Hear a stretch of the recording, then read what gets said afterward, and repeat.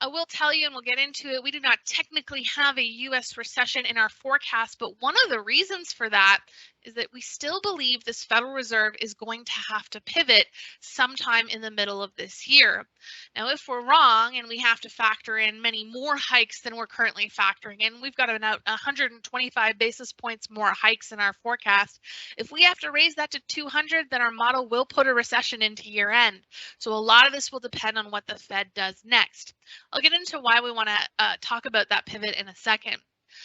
But I also want to talk about why it was so interesting to see such a large market reaction, 3% in the S&P, out of simply reducing Fed expectations from 75 basis points down to 50. Who would have thought that 50 basis point rate hike could be considered dovish?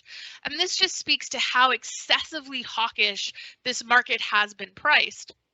And if we are to see a turnaround later this year, that you could see a lot of relief in both fixed income and equity markets. I will tell you that we have looked historically, and the bond market always over guesses how many Fed hikes they will be. The bond market is not always right, and we think they're going down that same path again. So this is a really challenging environment, and it's part of this stagflationary theme we talked about in the beginning of 2022. What are you supposed to do when inflation is really high and growth is deteriorating? The problem for the Federal Reserve and a lot of central banks is that it's not hiking into strength as it has done historically. It's actually hiking into weakness. And when the Fed hikes into weakness, yields don't rise historically. The 10-year yield actually starts to decline.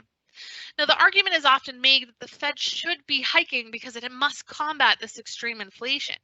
But we've really been focused on the fact that the majority of the painful inflation in the system, the conflict inflation coming from food and energy, it's not interest rate sensitive. So the only way the Fed going into this environment can lower inflation and headline is by creating deflation in areas it does control. That's going to be painful for the consumer. They're going to see slowing prices in things like clothing and general merchandise, but they're still going to be paying more at the pump. They're going to be paying more at the grocery checkout, and there's very little the Fed can do about that. I just want to emphasize again, there's a lot of written commentary about how the Fed historically, they hike into strength, and this is why equity markets can do really well in that environment.